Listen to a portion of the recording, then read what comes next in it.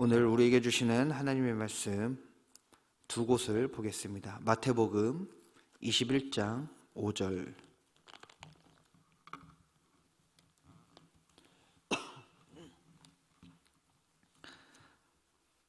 마태복음 21장 5절입니다.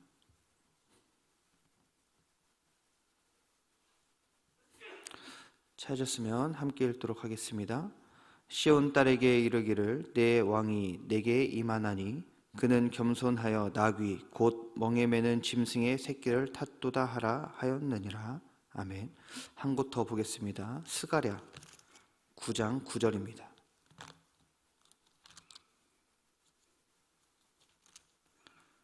스가랴 9장 9절 말씀. 제가 보는 성경으로는 구약 1320쪽에 있습니다. 한 목소리로 같이 읽도록 하겠습니다. 시온에 따라 크게 기뻐할지어다. 예루살렘에 따라 즐거이 부를지어다. 보라, 내 왕이 내게 임하시나니 그는 공의로우시며 구원을 베푸시며 겸손하여서 나귀를 타시나니 나귀의 작은 것 곧 나귀 새끼니라. 아멘.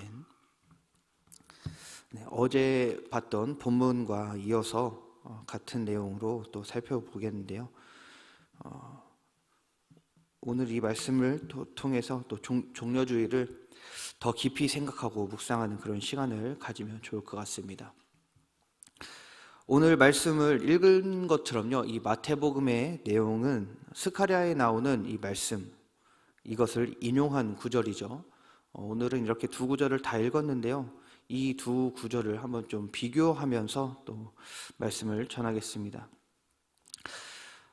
방금 말한 것처럼 마태가 스가랴의 예언을 인용해서 두 말씀에 같은 부분이 있고 또 다른 부분이 있습니다.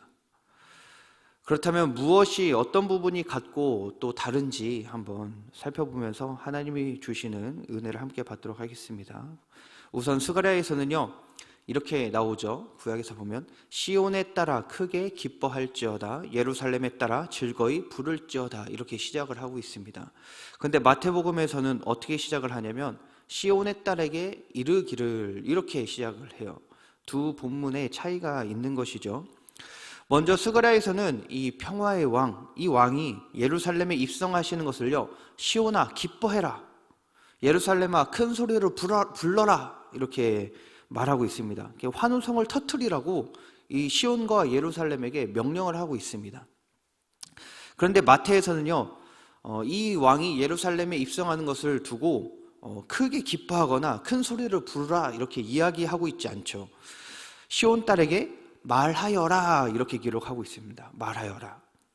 겸손한 왕이 오시는 것은 기뻐하고요, 큰 소리로 부를 만한 일이죠. 이 왕이 예루살렘에 입성한 것, 이 왕이 오시는 것은요, 그렇게 기뻐할 만한 일인데, 그런데 그것보다 더 중요한 것이 있습니다. 바로 그 겸손한 왕을 아는 것입니다. 그냥 환호하고 기뻐하는 것보다도 일단 그 왕이 누구냐 알아야 돼요. 그래서 마태는요, 의도적으로 오늘 말씀에서 시온아 기뻐해라, 예루살렘아 큰 소리를 외쳐라 이렇게 하지 않고요, 딸 시온아 너는 너에게 말한다. 그러니까 복음을 증거하는 데에 그 목적을 두고 있다는 것입니다. 마태는요. 그래서 마태는 기뻐하라 이게 아니라 말하라. 시온에게, 그 딸에게 말하라. 무엇입니까? 곧 이 평화의 왕이 누구인지, 겸손한 왕이 누구인지 시온과 예루살렘을 표현한 이 유다 사람들, 이 유다 사람들이 듣고 알아야 된다는 거예요. 그래서 오늘 이 마태복음에서는 어떻게 되어 있습니까? 시온 딸에게 이르기를 이렇게 했는데 명령형으로 나와 있어서 시온 딸을 향하여 말해라 이렇게 해석을 해야 합니다. 시온 딸을 향해서 말해라. 무엇을 말하는 것이냐는 거죠. 바로 이 예수님이 누구인지를 정확하게 알아야 한다는 것을 말하고 있다는 것입니다. 이것이 가장 중요합니다. 예수님이 누구인가? 그 왕이 도대체 누구인가? 마태는요, 유다 사람들이 예수님을 그냥 지식적으로만 아는 것이 아니라 경험적으로 알기를 원했습니다. 경험적으로 아는 것이 중요합니다. 성경에는 안다라고 하는 단어들이 이렇게 여러 가지 나오는데, 그냥 지식적으로 안다라고 하는 단어가 있고요. 그리고 경험적으로 관계를 맺어서 뭔가 신체적 접촉을 통해서 아는 단어가 있습니다. 마태는요, 그 두 번째 단어, 야다, 보통 야다라는 단어를 사용하는데요. 이 단어에 안다라고 하는 의미를 되새기고 있는 것입니다. 이스라엘 백성들이 이 왕이 누구인지를 아는데 그냥 아는 것이 아니라 경험해서 알고, 구별해서 알고, 관계 맺으면서 알고, 다른 사람과 인격적이며 친숙한 관계를 맺는 그 관계로서 예수를 알고, 이렇게 야다라는 의미로 예수를 알아야 된다라고 이야기를 하는 것입니다. 그러니까요, 마태는 이스라엘 백성이, 그리고 또는 현재 우리가 예수님을 그저 지식적으로만 아는 것이 아니라 온전히 제대로 알기를 원했습니다. 그래서 시온 딸아 너에게 말한다, 이렇게 이야기하고 있는 것이죠. 유다 사람들이 예수님을 제대로 알지 못했기 때문에 어떻게 했습니까? 예수님을 핍박하고, 그리고 십자가에 못 박은 것이죠. 예수님을 경험하며 관계 맺지 않았기 때문에 예수님을 향해서, 이 예수님을 향한 이 환호성이 비난과 핍박으로 바뀐 것이죠. 이렇게 두 말의 차이가 있는 것입니다. 구약에서는 이 왕의 오심을 기뻐하고 큰 소리를 외쳐라라고 하면서 그저 기뻐했다면, 이제는 마태는 다르게 얘기하는 겁니다. 예수님의 오심을 우리는 진짜 왜 오셨는지 진정으로 알아야 된다, 이렇게 이야기하시는 겁니다. 오늘 말씀에서 또 차이가 있습니다. 스가랴에서는 어떻게 나오냐면, 계속 보면 겸손한 왕에 대해서 설명을 하고 있습니다. 그는 공의로우시며 구원을 베푸시며 라고 이야기를 하고 있습니다. 곧 그 메시아죠. 이 메시아에 대해서 설명을 하고 있는데, 마태에서는 이게 빠져 있습니다. 마태에서는 이 문구를 생략했어요. 그래서 단순하게 그는 겸손하여 이렇게만 나와 있습니다. 마태가 왜 스가랴에 기록된 이 문구를 생략했는가? 이거는요, 원어를 보면 좀 우리가 이해할 수 있습니다. 스가랴와 마태가 이야기하고 있는 그는 이라고 하는 이 그는 당연히 메시아겠죠. 그렇다면 이 스가랴에서 말하는 구원을 베풀다라고 하는 이 단어가 중요한데요. 이 단어가요, 히브리어로 원어에서 보면 브노샤라고 합니다. 브노샤. 근데 이것이요, 수동태로 되어 있어요. 뭐냐면 능동태는 내가 무엇을 한다, 이게 능동태인데, 수동태는 내가 무엇을 당한다, 이거예요. 그러니까 이 단어가요, 구원을 베풀다인데 수동태니까 내가 구원을 베푼다가 아니라 내가 구원을 받는다라는 의미입니다. 그러니까 마태가요, 이 부분을 생략한 이유가 바로 이거예요. 예수님에 대해서 이야기하는데, 메시아이신 예수님을 이야기하는데, 예수님은 구원을 주시는 분이시지 구원을 받는 분이 아닙니다. 그렇죠? 그렇기 때문에 마태는요, 이 부분을 뺀 거예요. 예수님은 구원을 베푸는 자이시지 받는 자가 아니기 때문에. 그래서 이 공의로우시며 구원을 베풀며 이 말을 의도적으로 빼면서 예수님이 진짜 메시아다, 우리가 그렇게 고대하던 진짜 그 메시아가 바로 이분이다, 이거를요 더 강조하는 것이죠. 스가랴의 말씀에서 참 아이러니한 부분이 있는데, 이제 또 그 말씀이 등장합니다. 무엇이냐면, 두 본문에서 동일하게 메시아를 왕이라고 말하고 있습니다. 그런데 이 왕이라고 말하고 이 왕이 임하고 있는데, 왕의 모습을 너무나 다른 모습으로 선포하고 있다는 거예요. 왕이 예루살렘에 들어간다고 하면 이 왕의 모습은 어떻습니까? 화려하고 무언가 막 백마를 타서 이 권위를 선포하고. 그런데 오늘 말씀에서는 그 왕이 무엇을 타고 입성합니까? 나귀를 타고 입성합니다. 나귀. 그리고 그 이유가 그 왕이 겸손하기 때문에 나귀를 탄다, 이렇게 이야기하고 있어요. 여기서 겸손이라고 하는 단어를 한번 보겠습니다. 겸손이라고 하는 단어가요, 히브리어로 아니라고 하는 단어예요. 아니. 그런데 이 단어는요, 이 왕을 표현하기에는 너무 어울리지 않는 단어가 바로 이 겸손 아니라고 하는 단어입니다. 왜냐하면 이 단어의 뜻이, 아니라고 하는 말이요, 겸손이라는 말도 있지만 더 많이 사용하는 것 중에 무엇이냐면 가난함, 비천함, 억압받는, 이런 의미로 더 사용됩니다. 그러니까 이 왕을 두고 이야기하는데 가난하고 비천하고 억압받는다, 이렇게 표현을 하고 있으니 이 말이 안 되는 거예요, 사실. 왕이라면 가난하지도 않고요, 비천하지도 않고요, 억압을 받을 일도 없습니다. 그런데 스가랴나 마태복음이나 두 본문 모두에서 왕과 겸손, 왕과 가난, 왕과 비천함, 왕과 억압받는, 이걸요 같이 사용하고 있다는 것입니다. 더 나아가서 이 왕은요, 겸손하고 가난하고 비천하고 억압을 받는 존재여서요, 화려하게 백마를 타는 것이 아니라 나귀를 타고 입성한다라고 이야기를 하고 있습니다. 딸 시온을 향해서 올라가는 이 예수님의 입성을 모든 사람이 열광을 하고 있죠. 환호하고 있습니다. 그런데 그것과는 정말 다르게 보잘것없는 나귀 새끼와 결부시키고 있다는 거예요. 그 왕과 정말 어울리지 않는 이 겸손함을 같이 이야기하듯이 정말 이 왕과는 전혀 어울리지 않는 보잘것없는 나귀를 또 결부시키고 있는데, 마태는 이 당시에 있었던 사건을 그대로 전하고 있습니다.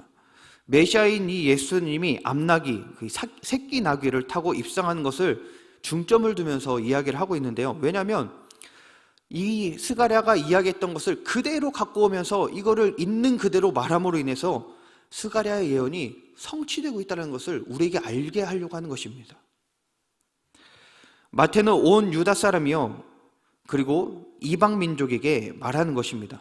바로 이분이 구약에서 말한 바로 그 메시아다, 이 성취되고 있음을 이야기하면서 그 스가랴의 예언에서 말하고 있는 이 겸손한 왕, 이 왕이 나귀를 타고 온다고 했는데 봐라, 바로 이 예수가 그 겸손한 왕이다. 자, 심지어 스가랴에서나 마태복음에서나 이 나귀라고 하는 말이요 3번 나옵니다. 3번. 오늘 우리 본문에서는 한 번 정도, 한 2번 정도 이렇게 나오는 것처럼 표현되어 있는데 원어로 보면 3번씩이나 나와요, 나귀라는 말이. 스가랴에서는요, 나귀라고 하는 거에 대한 단어가 나귀, 순나귀, 암나귀의 새끼, 이렇게 3번 나옵니다. 단어로 보면. 마태복음에서는 나귀, 짐을 매는 나귀, 그리고 새끼 닭나귀, 이렇게 3번 나와요. 그냥 나귀라고만 하면 되고 한 번만 언급해도 될 것 같은데 굳이 애써서 표현을 다르게까지 하면서 3번을 언급합니다. 그런데 잘 보니까요, 언급되는 이 나귀의 순서가요, 그 순서처럼 점점 낮아지고 있습니다. 처음 나귀는요, 말 그대로 나귀죠. 나귀 자체를. 두 번째는 그 두 번째 나귀는 그 나귀가 어떠한 나귀냐, 어떤 용도로 사용되는 나귀인가. 그리고 3번째는 새끼 나귀, 이렇게 이야기하는데 굳이 이거를 좀 분류해 보자면 재산으로서의 나귀가 언급되고 있고요, 그리고 교통수단으로서 짐을 옮기는 데 쓰는 나귀로서 언급되고 마지막으로는 새끼 나귀, 자기의 역할을 제대로 하지 못하는 나귀입니다. 쓸모없는 나귀예요. 형편없는 나귀가 새끼 나귀입니다. 예수님은요, 나귀 중에서도 아직 제대로 자기 일을 하지 못하는, 한마디로 형편없는 쓸모없는 나귀를 타고 오셨습니다. 아니, 그래도 좀 성체 나귀, 그래도 짐을 옮기는 데 사용될 수 있는 나귀, 교통수단으로 이용할 수 있는 나귀, 뭔가 그래도 값지게 잘 케어하고 있는 그런 나귀, 그게 아니라 쓸모없는 나귀, 형편없는 나귀, 나귀 중에서도 가장 형편없는 나귀를 탄 것이죠. 다르게 표현하면 어떤가 보니까 예수님은 왕의 모습으로, 가장 위대한 모습으로 오셨지만 가장 천박한 상태로 예루살렘에 들어가신 겁니다. 마태는 이 사실을 알려주려고 한 거예요. 너희가 그렇게 원하던 메시아는 너희가 생각하고 바라는 모습으로 오시지 않는다. 메시아이신 이 예수님은 가난하고 비천하여서 가진 것이 없고 가장 형편없는 새끼 나귀, 그것을 타고 입성한다. 유다 사람들아, 너희가 보기에는 가장 볼품없고 초라하고 우스운 모습으로 이 메시아가 오신다. 하지만 이 예수가 무능하고 힘이 없어서 가난하고 비천하고 억압받는 것이 아니다. 오히려 그 예수는 모든 것을 소유하신 분이시다. 그럼에도 불구하고 그는 그것을 버리고 백성에게 구원을 주시기 위해, 평화를 선포하시기 위해 오신 분이다. 자기의 생명까지도 주시기 위해서 오신 분이 바로 이 메시아다. 너희들이 보고 있는 바로 이 메시아다. 보라. 가장 높은 곳에 계신 그분은 가장 낮고 비천한 모습으로 오셔서 생명을 주시는 분이다. 이것을 알아라. 딸 시온아, 너에게 말한다. 알아라. 마태의 이 외침은요, 현재 우리에게도 여전히 동일하게 효력이 있습니다. 마태가 딸 시온을 향해서 말해라 이렇게 말하는 것처럼요, 똑같이 가자 공동체를 향해 말해라. 우리에게 동일하게 외치고 있는 것이죠. 어떤 내용을 외치고 있습니까? 예수님이 진정으로 누구인지 알아라. 예수님이 그 하늘 보좌를 버리고 이 땅 가운데 오신 그 이유를 알아라. 가장 영광스럽고 위대하신 분이 가장 비천한 모습이 되신 그 이유를 깨달아라. 그분이 자기의 생명을 주면서까지 무엇을 얻고자 하셨는지를 알아라. 우리는 이것을 더욱더 깨닫고 알아야 할 줄 믿습니다. 날마다 깨닫고 알아야 합니다. 가장 낮은 곳에 있고 비천에 처하고 궁핍과 고난과 억압을 당하고 소망이 없고 생명이 없어서 죽어있는 우리를 이미 아신 그 주님, 우리를 이해하신 그 주님, 그래서 그런 우리를 이해하시고 구원하시기 위해서, 생명을 주시기 위해서 우리와 같은 모습으로, 아니 우리보다 더 낮은 모습으로 이 땅에 오셔서 생명 없는 우리에게 생명을 주시는 그 예수님, 오늘도 그 예수님을 생각하고 묵상하면서 그 은혜를 누리는 가족공동체가 되기를 간절히 소망합니다. 기도하겠습니다. 하나님 아버지, 오늘도 말씀으로 은혜 주시니 감사합니다. 딸 시온을 향하여 말하라는 것처럼 오늘 말씀이 우리 공동체에, 우리 자신에게 향하여 말씀하시는 줄 믿습니다. 이 말씀을 보고 듣는 우리 모두에게 말씀을 깨달을 수 있도록 마음과 생각을 열어주시고 지혜를 더하여 주시옵소서. 그래서 예수님을 그저 지식적으로만 아는 것이 아니라 실제적으로 예수님을 경험함으로 알고 친밀하게 관계 맺는 우리가 되게 하여 주시옵소서. 우리를 사랑하시고 또 사랑하는 우리를 구원하시기 위해 하나님과 동등됨을 취하지 않고 자기를 낮춰 죽기까지 복종하신 주님의 은혜를 날마다 생각하고 주님께서 그리하신 것처럼 우리도 날마다 낮아지고 주님께 순종함으로 나아가는 참된 그리스도인이 되도록 하나님 인도하여 주시옵소서. 예수님의 이름으로 감사하며 기도하옵나이다. 아멘. 하늘에 계신 우리 아버지, 아버지의 이름을 거룩하게 하시며 아버지의 나라가 오게 하시며 아버지의 뜻이 하늘에서와 같이 땅에서도 이루어지게 하소서. 오늘 우리에게 일용할 양식을 주시고 우리가 우리에게 잘못한 사람을 용서하여 준 것 같이 우리 죄를 용서하여 주시고 우리를 시험에 빠지지 않게 하시고 악에서 구하소서. 나라와 권능과 영광이 영원히 아버지의 것입니다. 아멘.